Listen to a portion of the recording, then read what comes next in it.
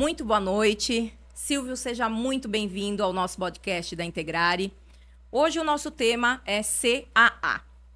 O Silvio, ele é fonoaudiólogo clínico, licenciado em Pedagogia e História pela Universidade Estácio de Sá, bacharel em Fonoaudiologia pela Unisantana e algumas pós-graduações, né, Silvio?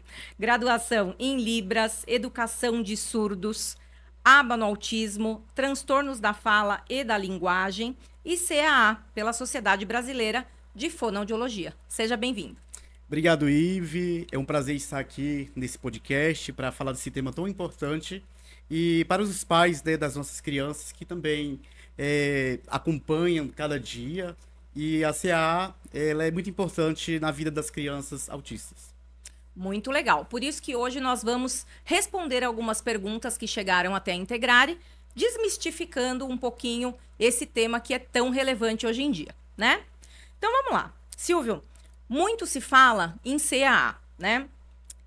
E muitas famílias ainda têm dúvidas sobre esse assunto. Então vamos começar explicando pela sigla. O que significa o CAA? CAA significa Comunicação Aumentativa e Alternativa. Ela significa estratégias, um conjunto de recursos e tecnologias que faz com que crianças, adolescentes que tenham dificuldade da fala, consigam se comunicar por meio dessas tecnologias.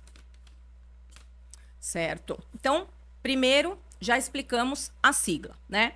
Agora, uma pergunta muito frequente também quando a gente fala em necessidades complexas de comunicação, como um autista nível 3 de suporte, por exemplo, né? O CAA é indicado somente para o nível 3 de suporte para esse tipo de criança ou também pode ser usado para outros níveis no autismo? Não é somente para crianças com nível 3. Outras crianças com outros suportes, 1 ou 2, também pode estar utilizando. Porque a CAA ela vem para ampliar, ela vem para ajudar a linguagem, a fala também. Então, a criança que tem dificuldade ali para falar, por exemplo, ela tem essas necessidades complexas. Uma criança de nível 1, por exemplo, que ela falando, mas ela tem dificuldade ali para desenvolver a sua linguagem, utilizamos a CAA para fazer esse desenvolvimento.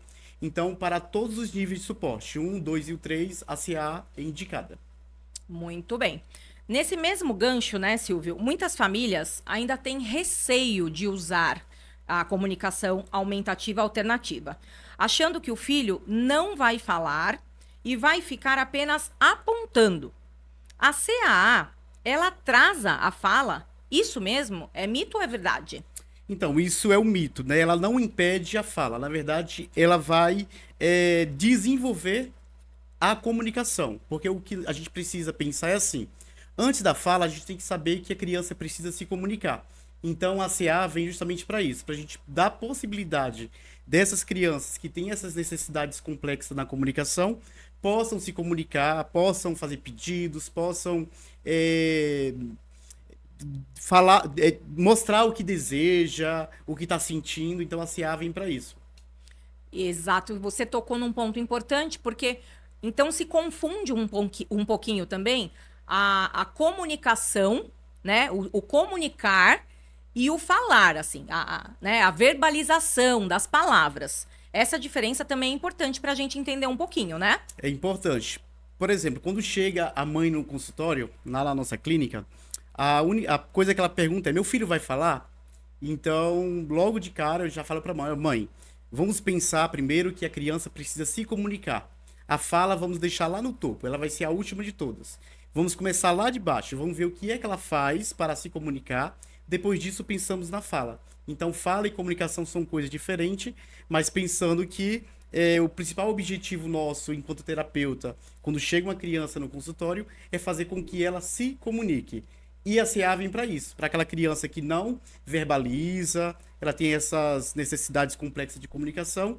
Então, com a CAA, fazendo uma introdução correta, uma modelagem correta, a criança consegue se comunicar ali logo do básico até com fases mais complexas. Muito bem, muito esclarecedor, né? Silvio, você falou nessa ansiedade também dos pais, né? Que realmente a fala, né? Ou a comunicação, ela é um fator muito importante que os pais realmente chegam perguntando pra gente se isso vai acontecer, né? Só que a gente já falou em alguns episódios anteriores que a fala, a comunicação, ela vem munida de muita estrutura por trás disso, né? Então, por isso que nós trabalhamos em uma equipe multidisciplinar, não é isso? Uma equipe faz com que toda a estrutura da criança se desenvolva, atingindo também a fala, a linguagem, comunicação. É isso? Isso mesmo. Então, quando a gente pensa em CA, por exemplo, quando começa a modelagem da CA dentro do consultório, ali dentro do espaço clínico, que o fonoaudiólogo começa a fazer a moldagem, a modelagem, essa CA precisa também estar em outros ambientes da clínica. Então, entra o papel da equipe multidisciplinar para fazer esse trabalho. O fonoaudiólogo faz a avaliação e começa a fazer a modelagem da parte da linguagem da criança. E, por exemplo, uma pranchinha que seja inicial para aquela criança vai para as outras terapias para que ele consiga também se comunicar em outros momentos, em outros ambientes. Uhum.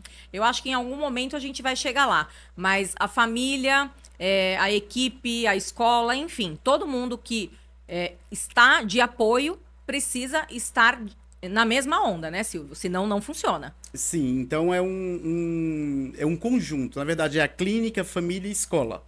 Então, na clínica, fazemos a modelagem, fazemos nossa parte clínica terapêutica. Isso leva para a família e a família também leva para a escola.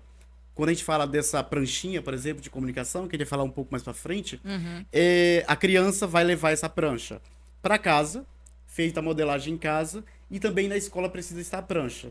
A gente tem que imaginar que essa prancha é a voz da criança. Então, quando ela quer se comunicar, tem aquela pranchinha. Se a prancha não está ao seu alcance naquele momento, ela não se comunica. Então, a família tem um papel fundamental para seguir as orientações dos terapeutas, para levar isso também para a escola e fazer a modelagem também em casa com a criança. E assim como as outras funções também, o plano terapêutico, ele funciona muito bem nessa parte, né? Porque você tem que ter um plano individualizado. Primeiro, porque cada criança é única. E aí a comunicação também, como que funciona um pouquinho? É interessante. Por exemplo, na Integrare, a criança chega, fazemos o primeiro acolhimento com a família. Ali nós fazemos uma anamnese, uma entrevista e começamos os primeiros atendimentos com uma avaliação. Depois dessa avaliação, a gente vê as reais necessidades da criança. Por exemplo, a criança que tem dificuldades complexas de comunicação, nós podemos aí ofertar a CAA, uma vez que a gente conversou com a família, explicou o significado, para que serve, como pode ser utilizado, e fazemos o plano terapêutico, né? O PTI, então, vai ser baseado nas dificuldades da criança, que são feitas habilidades de curto, médio e longo prazo, e a partir daí você vai trabalhando nas sessões durante todo o ano para a gente conseguir aí as evoluções. E aquilo que não foi alcançado, a gente faz um novo PTI e trabalha novamente com a criança para que ela consiga se desenvolver. Muito bom. Por isso que é importante também a reavaliação, né? Caiu justamente nessa outra pergunta que eu já ia te fazer, né? Então, qual é a diferença, né, entre os tipos? Tem tipos de CAA que você estava explicando, né? Você pode falar um pouquinho sobre esses tipos? Sim, então existe 3 tipos de CAA. A primeira é a CAA sem tecnologia, que é feita por gestos, expressões, fotos reais impressas. Nós temos de baixa tecnologia, são cadernos, são pranchas plastificadas, com símbolos e pictogramas. E tem a de alta tecnologia, que são feitos com tablets, com aplicativos de texto, entre outros. Então essas 3, na hora da avaliação, a gente decide qual que a criança vai utilizar. Se é a sem tecnologia, de baixa tecnologia ou de alta tecnologia. Nossa, que interessante. Essa para mim é novidade. Gostei muito de aprender. Existem pré-requisitos, Silvio, para iniciar o uso do CAA? Não existe. Basta a criança estar disposta dentro do ambiente clínico e ali começa a se fazer uma modelagem. Vamos imaginar assim, a criança, quando está naquele período de desenvolvimento da fala, ela não precisa de nenhum outro requisito para começar a falar logo de cara, né? Então, na CAA é a mesma coisa. A criança não precisa saber cores, não precisa saber formas para você introduzir a CAA.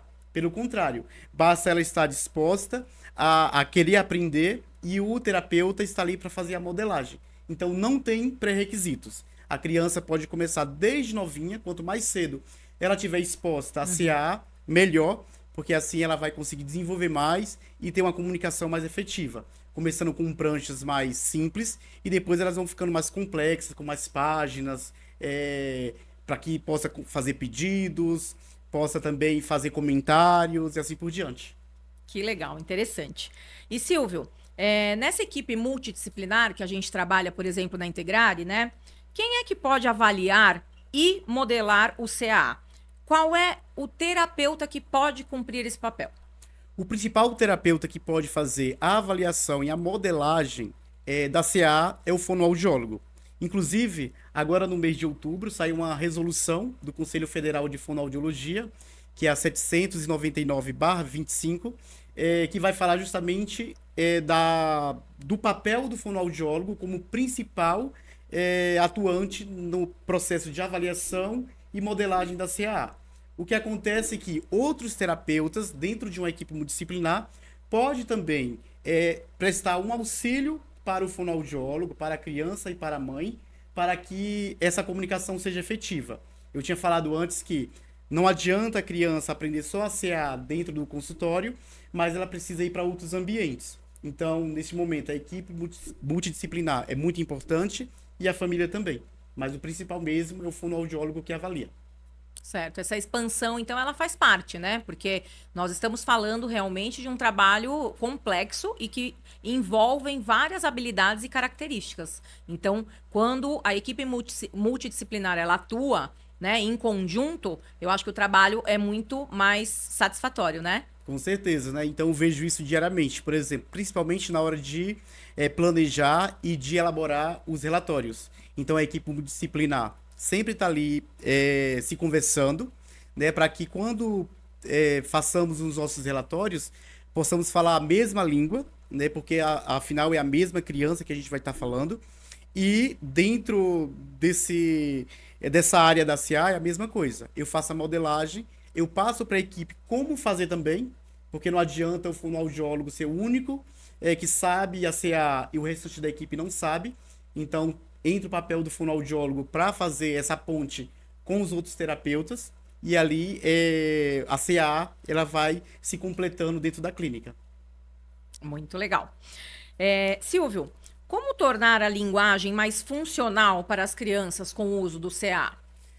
Então, para se tornar mais funcional, precisa fazer a modelagem diariamente, né? E em interações sociais, lúdicas e também espontâneas.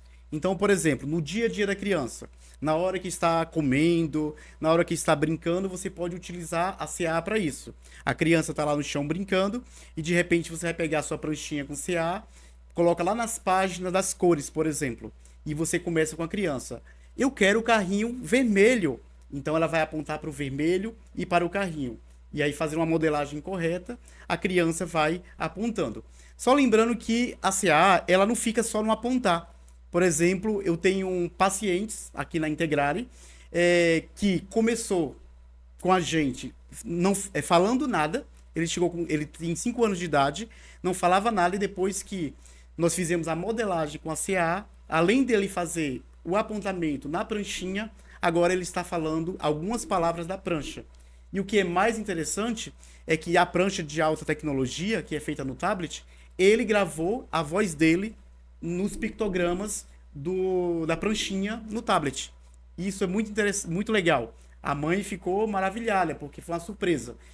A cada sessão, eu gravava 2 ou 3 pictogramas que eu conseguia com ele, e ali ele mostrava, e no final de cada devolutiva eu mostrava para a mãe: olha, gravamos mais um áudio aqui com a vozinha dele falando: quero comer, quero brincar.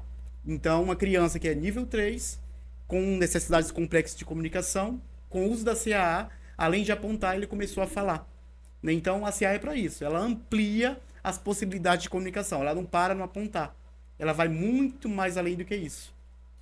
Isso é incrível, eu amei esse exemplo, eu sei até de qual paciente você está falando. Muito bom, isso é a coisa mais importante que faz parte do nosso trabalho, né, Silvio? Eu acho que quando a gente modela realmente, quando a gente trata com seriedade e vai no caminho correto, todo mundo junto, eu acho que esse é o resultado. Não poderia ser diferente, né? O resultado, ele aparece. Aparece, sim. Né? Então é gratificante, assim, para nós terapeutas, todos os dias estar ali com aquela criança e ao mesmo tempo estar com a família, porque no final das sessões a gente dá a devolutiva para os pais, eles ficam com dúvidas, eles ficam ansiosos para saber o que aconteceu e ali a gente sempre está dando aqueles feedbacks e eles trazem também feedbacks de casa. Então eu tenho família que utiliza afinco a pranchinha que foi confeccionada dentro da Integrare para esses pais e eles vêm no outro dia na sessão e falam, olha, deu certo em casa. Agora ele não ia pro banheiro, não pedia para ir no banheiro, agora ele está apontando dizendo que quer ir no banheiro. Ele não falava que queria beber água, agora ele está apontando que quer beber água. Então a mãe fala, aonde eu vou eu levo essa pranchinha. Então a pranchinha já tá toda amassada, já tá toda descapengada ali. E aí eu falo, não tem problema, nós vamos fazer outro. O importante é utilizar em todos os ambientes. Exatamente, eu ia falar. Se ela tá usada assim, é questão que tá fazendo efeito, né? Sim, sim. Muito bom. Bom, eu vou pular para pergunta 9, porque eu acho que a 8 você acabou de explicar um pouquinho do exemplo prático, né? Das funcionalidades, correto? Sim, sim. Então, a outra pergunta é: existe diferença entre CAA e PECs? Primeiro, o que são PECs, né? PECs é um recurso dentro da CAA, né? É uma estratégia. Então, são figuras que o terapeuta utiliza com a criança para fazer trocas de informação. Por exemplo, ela quer brincar, então eu faço uma troca com aquela figura com ela, de um desenho de brincar ou de um brinquedo, ela me entrega e coloca numa pranchinha que está grudada com um velcro, por exemplo. Então a PEC significa trocas de informação. Então eu vou me comunicar com aquela criança trocando figuras, né? E quando a gente fala de CA, a gente está falando de um conjunto maior. Então a PECs está dentro da CAA. Ah, certo. A CAA é o conjunto de recursos e a PEC seria uma estratégia dentro da CAA.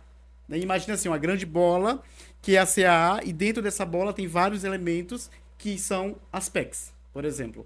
Né? Então, tem funcionado bastante.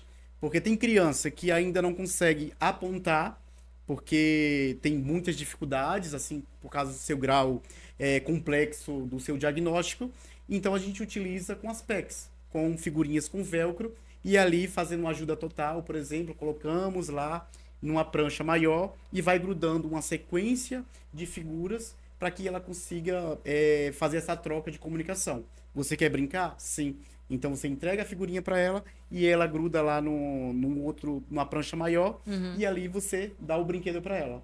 Daqui a pouco ela quer outra coisa. Ela pega a figurinha de uma bola, por exemplo, e coloca nessa prancha. Então ali você vai fazendo uma modelagem também com as PECs. Aí depois que a criança se acostumou com a PECs, você vai para uma coisa mais ampla. Então você entra na CA de baixa ou de alta tecnologia e assim por diante. Aí dá muito certo. Incrível. Estou realmente encantada, Silvio. Vamos lá. A gente já falou um pouquinho, mas estou retomando essa pergunta porque ela tem uma relevância muito grande para nós, principalmente, né? Então, a gente sabe que nós não trabalhamos sozinhos, como a gente vem batendo nessa tecla. A equipe multidisciplinar é muito importante. O Silvio acabou de falar no tal triângulo, né? Família, casa e escola. Sem isso, a gente não tem sucesso nem evolução. E aí, o papel é esse. Qual é realmente o papel da família nesse processo? Olha, o papel da família ele é essencial, é primordial, né? Sem a família, no ambiente terapêutico também não funciona. Então, não adianta todos os terapeutas realizarem um trabalho exímio ali dentro do consultório, fazer com que a criança fique sentadinha, tenha tempo de espera, tenha autocontrole emocional, e se a família não colaborar em outros ambientes, e principalmente em casa, nada funciona. Então, a família ele tem esse papel de ser o pilar na vida daquela criança no momento da terapia. Então, no final da terapia, sempre os pais estão recebendo orientações para que ajude a criança. Se o pai ou a mãe ali não segue as orientações do terapeuta, por exemplo, no outro dia, quando a criança vier, ela está totalmente desregulada, porque não seguiu a orientação e nada é feito. Então, sem a família não dá certo a terapia. Então, a terapia é o momento, é um pouco dos momentos que vai estar com a criança para desenvolver as habilidades que ela não tem ou se tem para impulsionar, mas se a família não participar, então nada se resolve, nada dá certo, né? Então a gente vai estar lá trabalhando com a criança e a família não participa, então não dá certo, né? Então ela tem que participar para dar certo. Aquele plano terapêutico que a gente desenvolveu lá no início, quando ela chegou, a família tem que estar presente. É a tal extensão, né, Silvio? Mesmo porque, pensando em terapia, o horário, né, a hora, a quantidade de horas que essa criança fica conosco, ela é mínima, né? Infelizmente, ela é bem mínima. Então, se você estender isso para os outros ambientes, onde vai contemplar o dia todo dessa criança, então ela vai para a escola, ela desenvolve aquele papel também. Ela vai para casa, a família continua naquele mesmo processo. Então você acaba contemplando o dia inteiro, por exemplo, desse reforçador, né? Sim, sim. Então, por exemplo, quando a gente dá uma orientação para os pais, geralmente essas orientações são seguidas de atividades ou até mesmo orientações simples. Mãe, ó, amanhã, para que seu filho fique bem na terapia, não chegue dormindo, por exemplo. Se ele chegar dormindo, então nada vai dar certo, porque ele vai acordar no susto naquele momento, vai entrar no set terapêutico e vai acontecer o quê? Ele vai chorar, vai ficar irritado e nada dá certo. Então é uma das orientações. Outra orientação relacionada a CAA. Mãe, sempre use a pranchinha que o terapeuta te entregou. Se tem dúvida, pergunta, mas sempre usa. Ah, eu esqueci hoje. Tudo bem. Ah, esqueci de novo, esqueci de novo. Aí tá na hora de você parar e falar, mãe, não tá dando certo então. O que a gente fez na terapia não tá dando certo porque você não tá dando continuidade. Então, pro sucesso da terapia dar certo, então o pai, a mãe, o responsável precisa estar participando ativamente. Sim. Sem dúvida, esse apoio é fundamental. Silvio, pensando na criança que está sendo preparada para a sociedade, existe alguma lei que a gente consiga se apoiar sobre a CAA? Sim, existe uma lei recente que foi publicada agora no mês de outubro, que é a Lei 15.249/25, que garante a instalação de sistemas de CAA de baixa tecnologia em ambientes públicos e aberto ao público. Ou seja, todos esses ambientes têm que ter ali disponível e à mostra para crianças que têm complexidade de comunicação possam se comunicar por meio dessas pranchas. São pranchas enormes, como se fossem painéis. Então são painéis grandes com pictogramas e a criança também pode se comunicar por lá. Então é uma lei que garante isso. Então ela vai já ser cumprida, né? Esperamos que ela seja cumprida. E quando uma família chegar em um ambiente, por exemplo, em um parque, vai estar lá essa prancha, esse quadro, para que a criança também possa se comunicar. Que legal! Então é uma lei super recente que ainda com certeza, né, vai demorar um pouquinho para sua implementação, mas que vai ajudar muito nessa questão de ampliar realmente em todos os lugares que a criança frequenta, né? Inclusive, é uma lei federal, tá? Então é para o Brasil inteiro. Já existe vários lugares, vários estados que já estão implementando esse tipo de comunicação, essas placas de CAA nesses ambientes, né? Então tem diversas fotos, vídeos já de crianças se comunicando lá por meio dessas placas de CAA e é muito legal. As crianças, além de gostar, porque é uma placa grande com vários desenhos ali, e se a criança já tiver inserida dentro do sistema de CAA, num ambiente clínico, terapêutico, vai ficar muito mais fácil para ela se comunicar também. Muito legal. Silvio, eu estava pensando, né? A família que quer se aprofundar um pouquinho mais nesse tema, né? Porque, obviamente, que a nossa intenção, né, como clínica e você como terapeuta, é levar um pouco mais de informação sobre as questões que a gente trabalha na Integrare, por exemplo, né? Então, a mãe que se interessou, o cuidador, enfim, aonde ela pode buscar mais fontes, né, fidedignas, obviamente, para ampliar esse repertório e ela se adequar mais a essa função?